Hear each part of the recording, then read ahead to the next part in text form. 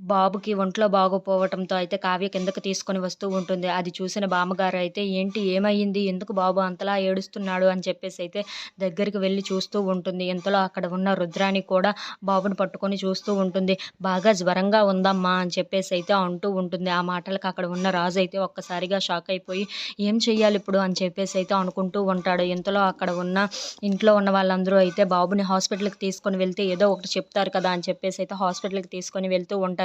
ఇంతలో అక్కడ ఉన్న డాక్టర్ అయితే బాబుని చెక్ చేస్తూ ఉంటుంది. అది చూసి, "మీరు ఇంకా ఏ హాస్పిటల్‌కి తీసుకొని ఎళ్ళినా ఎన్ని టెస్టులు చేసినా సరే బాబుకి సరిపోదు. బాబుకి తల్లి కావాలి.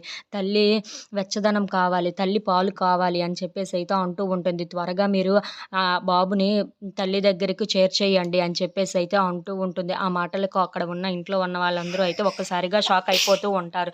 ఇంతలో అక్కడ ఉన్న డాక్టర్ అయితే, "అవును, బిడ్డకి ఈ ఈ సమయంలో తల్లి అవసరం ఎంతైనా ఉంది. అందుకే మీరు ఈ బిడ్డని తల్లి దగ్గరికైతే త్వరగా చేర్చండి" అని చెప్పేసి అయితే అంటూ ఉంటుంది. ఆ మాటలకి అక్కడ ఉన్న రాజు అయితే ఒక్కసారిగా షాక్ అయిపోయి అలా డాక్టర్‌ని అయితే చూస్తూ ఉండిపోతాడు. ఇంతలో అక్కడ ఉన్న రాజు అయితే, "ఇప్పుడు తల్లిని ఎక్కడి నుండి తీసుకురాను" అని చెప్పేసి అయితే చాలా టెన్షన్ పడిపోతూ అలా నించొని అయితే ఉండిపోతాడు. ఇంతలో అక్కడ ఇంట్లో ఉన్న వాళ్ళందరూ అయితే రాజు వైపు చూస్తూ ఉండిపోతారు.